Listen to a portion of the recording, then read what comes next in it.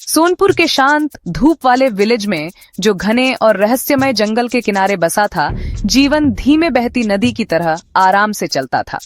बच्चे अपना दिन विशाल बरगद के पेड़ के नीचे खेलते हुए बिताते थे, जबकि बड़े अपने खेतों में काम करते थे। उनका जीवन सादगी और समुदाय के धागों से बुना हुआ था। हर शाम जैसे ही गोधूली आकाश को नारंगी और बैंगनी रंगों में रंगती थी, बच्चे अपनी लवी दादी माँ के चारों ओर इकट्ठा हो जाते थे। वह विलेज का दिल थी, एक ऐसी महिला जिनकी आंखों में हजार कहानियों का ज्ञान था और जिनकी मुस्कान किसी भी चिंता को पिघला सकती थी। उनकी कहानियां सिर्फ कहानियां नहीं थीं, वे जादू में लिपटे सबक थे जो बच्चों को बहादुरी, दयालुता और उनके छोटे से विलेज से परे की दुनिया के बारे में सिखाते थे। एक दिन सोनपुर के खुशहाल विलेज पर डर का साया छा गया। एक विशाल शेर, जिसकी अयाल जलते हुए सूरज की तरह थी और जिसकी दहाड़ पहाड़ियों में गूंजती थी, विलेज के बाहरी इलाके के पास देखा गया। डर ठंडा और तीखा ग्रामीणों के दिलों में समा गया। दरवाजे जल्दी बंद कर दिए गए और कभी हलचल भरा रहने वाला विलेज का चौक रात होने से बहुत पहले ही सुनसान हो गया। बच्चों को अब खुले में खेलने की इजाजत नहीं थी। उनकी हंसी की जगह भयानक जानवर की फुसफुसाहट ने ले ली थी। ग्रामीण शेर के शक्तिशाली पंजों और उसके नुकीले दांतों की बात करते थे। उसे एक बेरहम राक्षस मानते थे जो उनके शांतिपूर्ण जीवन में विनाश और दुख लाने आया था। हवा, जो कभी लोकगीतों और खुशहाल बातचीत से भरी रहती थी, अब केवल डर की भारी खामोशी लिए हुए थी। विलेज के बड़ों ने पंचायत हॉल में एक आपातकालीन बैठक बुलाई। उनके चेहरों पर चिंता की गहरी लकीरें थीं। कई सुझाव दिए गए, हर एक पिछले से ज्यादा हताश करने वाला था। कुछ ने शहर से शिकारियों को शेर को मारने के लिए बुलाने की बात कही, यह मानते हुए कि हिंसा ही उनकी समस्या का एकमात्र जवाब था। दूसरों ने विलेज के चारों ओर एक विशाल दीवार बनाने का प्रस्ताव रखा, एक ऐसी बाधा जो खतरे को बाहर कर दे लेकिन खुद को भी अंदर बंद कर दे। चर्चा गर्मा गई।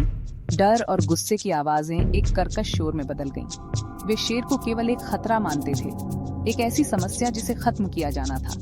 किसी ने यह सोचने की जहमत नहीं उठाई कि शानदार प्राणी अपने गहरे जंगल के घर को छोड़कर उनके मानव बस्ती के इतने करीब क्यों भटक गया था।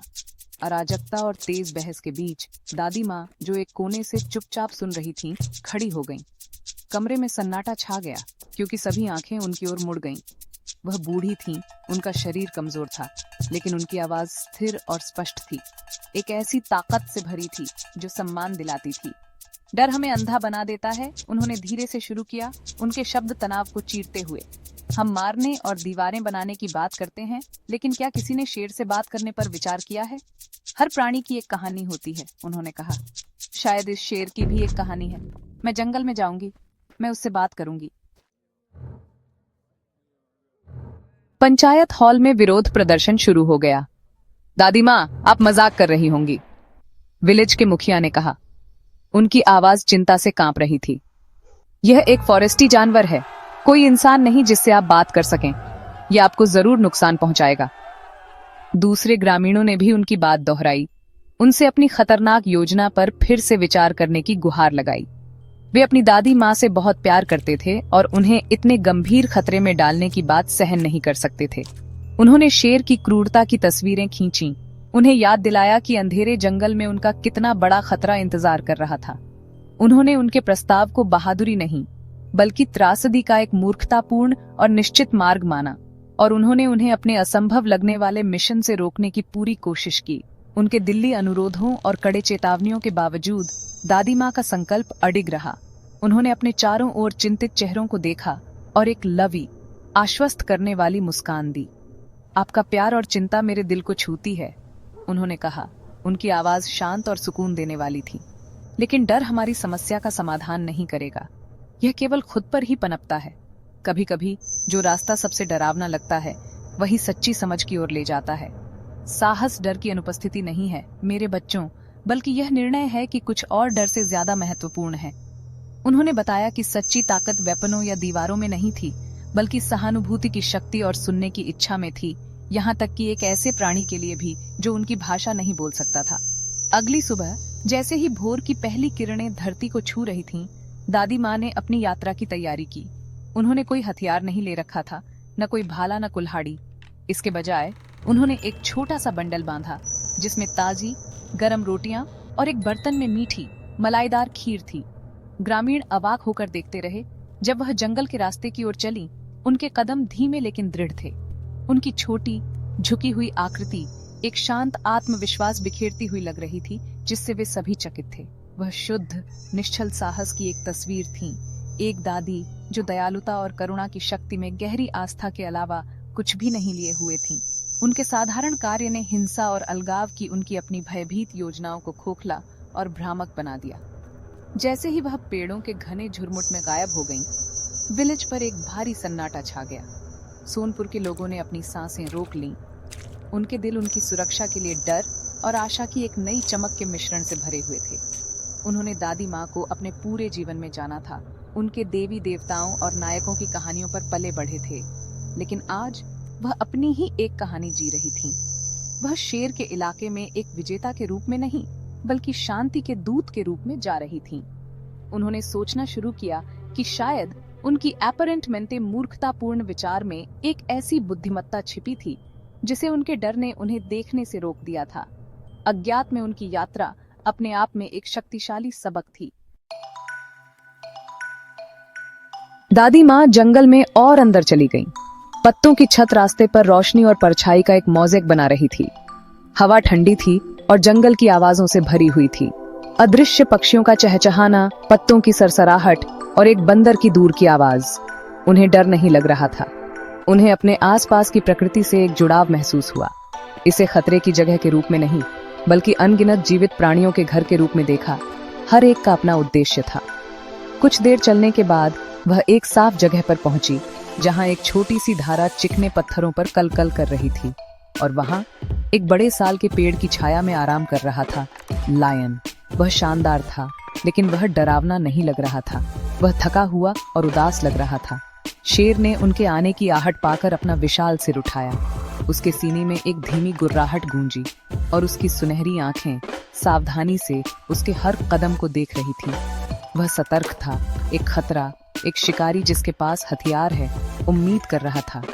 लेकिन दादी माँ रुकी नहीं और न ही उन्होंने डर का कोई निशान दिखाया। वह धीरे धीरे धारा के पास पहुंची, एक सुरक्षित दूरी पर एक चट्टान पर बैठ गईं और अपना बंडल खोला। खीर और ताजी रोटियों की मीठी सुगंध धीमी हवा के साथ शेर की ओर बह गई। उन्होंने कुछ नहीं कहा, वह बस वहीं बैठी रही। उनकी उपस्थिति शांत और गैर धमकी भरी थी, संघर्ष का नहीं, बल्कि साझा करने और शांति का एक मौन निमंत्रण दे रही थी। काफी देर बाद शेर की गुर्राहट कम हो गई। उसे समझ में आ गया था कि यह छोटी बूढ़ी इंसान उसे कोई नुकसान नहीं पहुंचाएगी। दादी माँ ने बात करना शुरू किया। उनकी आवाज पत्तों की सरसराहट जितनी नरम थी। ओह, जंगल के महान राजा, उन्होंने कहा, मैं तुम्हें चोट पहुंचाने नहीं आई हूँ। मेरा विलेज तुमसे डरता है, लेकिन मैं तुम्हारा दुख समझने आई हूँ। शेर बेशक उनके शब्दों को नहीं समझा, लेकिन वह उनकी आवाज में दयालुता और करुणा महसूस कर सकता था। उसने उसे देखा, फिर उसने लाए गए भोजन को देखा। वह भूखा था और उसके शरीर में एक दर्द था जो सिर्फ शारीरिक नहीं था। उसे एक छोटे मजबूत शेर ने अपने इलाके से भगा दिया था और उसके पंजे में एक कांटा गहरा धंस गया था, जिससे उसके लिए ठीक से शिकार करना असंभव हो गया था। धीरे धीरे सावधानी से महान शेर उसकी ओर लंगड़ाता हुआ आया।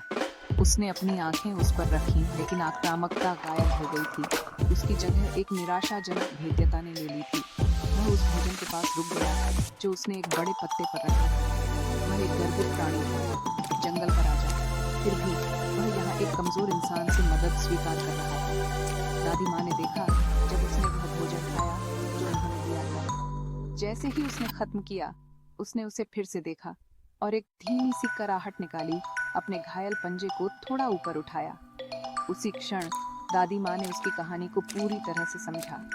उसकी दहाड़ें गुस्से की नहीं, बल्कि दर्द की थीं। विलेज के पास उसकी उपस्थिति एक खतरा नहीं थी, बल्कि एक ऐसे प्राणी की मदद के लिए एक पुकार थी जो पीड़ित और अकेला था। शेर का घायल पंजा देखकर दादी माँ का दिल दया से भर गया।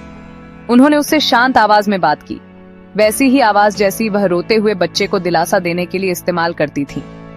तुम्हें दर्द हो रहा है बहादुर, उन्होंने फुसफुसाया, मुझे तुम्हारी मदद करने दो। धीरे धीरे सावधानी से वह शानदार जानवर के पास गईं। शेर उन्हें देखता रहा। उसका शरीर तनाव में था, लेकिन वह हिला नहीं। उसे लग रहा था कि उनकी मंशा शुद्ध है। कोमल हाथों से दादी माँ ने उसके पंजे की जांच की और देखा कि एक बड़ा नुकीला कांटा उसके पैड में गहरा धंसा हुआ था। वह जानती थी कि इसे निकालना दर्दनाक होगा, लेकिन जरूरी था। अपना सारा साहस बटोरकर उन्होंने कांटे को मजबूती से पकड़ा और एक तेजी से निर्णायक खिंचाव के साथ उसे निकाल दिया। शेर दहाड़ा, लेकिन यह तेज, अचानक राहत की दहाड़ थी, गुस्से की नहीं। उसने अपने घायल पंजे को चाटा और फिर दादी माँ के पूर्ण आश्चर्य के लिए उसने अपने विशाल सिर से धीरे से उनके हाथ को धकेला, कृतज्ञता का एक स्पष्ट इशारा। दादी माँ मुस्कुराईं और उसकी अयाल सहलाईं। अब हमें एक वादा करना होगा, उन्होंने उसकी बुद्धिमान आंखों में सीधे देखते हुए कहा। मैं यह सुनिश्चित करूंगी कि तुम्हें हर दिन भोजन मिले, ठीक इसी जगह पर। लेकिन तुम्हें वादा करना होगा कि तुम कभी हमारे विलेज के पास नहीं जाओगे या हमारे किसी जानवर को नुकसान नहीं पहुंचाओगे। जंगल विशाल और सुंदर है, इसके दिल में रहो और हम शांतिपूर्ण पड़ोसियों के रूप में रहेंगे। शेर को समझौता समझ में आ गया, जैसे सहमति में एक धीमी सी आवाज निकाली। जब दादी माँ उस शाम विलेज लौटी, जीवित और सुरक्षित, तो ग्रामीणों ने उन्हें राहत और खुशी के आंसुओं के साथ गले लगाया। वे उनके चारों ओर इकट्ठा हो गए जब उन्होंने अपने पूरे अनुभव को सुनाया। शेर की उदासी, उसकी दर्दनाक चोट और उनके बीच साझा की गई मौन समझ। उन्होंने जंगल के राजा के साथ किए गए समझौते को समझाया। ग्रामीणों ने विस्मय में सुना। उनका डर धीरे धीरे पिघल रहा था और उनकी अपनी शत्रुतापूर्ण इरादों के लिए गहरी शर्म से बदल रहा था। वे न्याय करने और निंदा करने में इतने तेज थे, जबकि उनकी बुद्धिमान दादी माँ ने सहानुभूति का रास्ता चुना था और सच्चाई का पता लगाया था। उन्हें एहसास हुआ कि जिस राक्षस की उन्होंने कल्पना की थी, वह सिर्फ दर्द में एक प्राणी था। उस दिन से सोनपुर विलेज बदल गया। लोगों के दिलों में जिम्मेदारी और करुणा की एक नई भावना खिल उठी। हर दिन एक अलग परिवार जंगल में निर्धारित स्थान पर भोजन का एक हिस्सा छोड़ने की बारी लेता था, अपनी दादी माँ द्वारा किए गए वादे का सम्मान करता था। वह डर जो कभी उनके समुदाय को लकवाग्रस्त कर चुका था, पूरी तरह से गायब हो गया था। बच्चे एक बार फिर बरगद के पेड़ के नीचे आजादी से खेलते थे और उनकी हंसी पहले से कहीं ज्यादा तेज और आनंदमय हवा में भर गई थी। वे अब जंगल से नहीं डरते थे, इसके बजाय वे उसे सम्मान से देखते थे, यह जानते हुए कि वह एक महान शेर का घर था जो अब उनका दोस्त था। अपने वचन के अनुसार शेर फिर कभी विलेज के पास नहीं आया।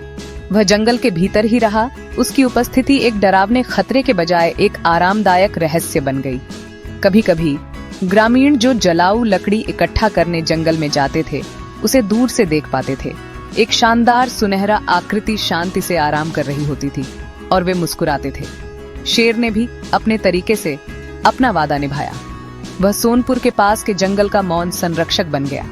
कोई और खतरनाक शिकारी विलेज के पास भटकने की हिम्मत नहीं करता था, क्योंकि क्षेत्र अब जंगल के शक्तिशाली और सम्मानित राजा द्वारा संरक्षित था। करुणा के समझौते ने न केवल एक समस्या का समाधान किया था, बल्कि सुरक्षा और संरक्षा का एक अप्रत्याशित आशीर्वाद भी लाया था। जैसे जैसे साल बीतते गए, दादी माँ बूढ़ी होती गईं, और जिन बच्चों को उन्होंने कहानियां सुनाई थीं, वे जिम्मेदार वयस्क बन गए, अपने स्वयं के परिवार पालने लगे। लेकिन दादी और शेर की कहानी कभी नहीं भूली गई। ये सोनपुर की सबसे महत्वपूर्ण किंवदंती बन गई, एक पीढ़ी से दूसरी पीढ़ी तक सुनाई जाने वाली एक मौलिक कहानी। यह हर बच्चे को सुनाई जाने वाली कहानी थी, विलेज के सबसे प्रिय मूल्यों का एक जीवंत उदाहरण।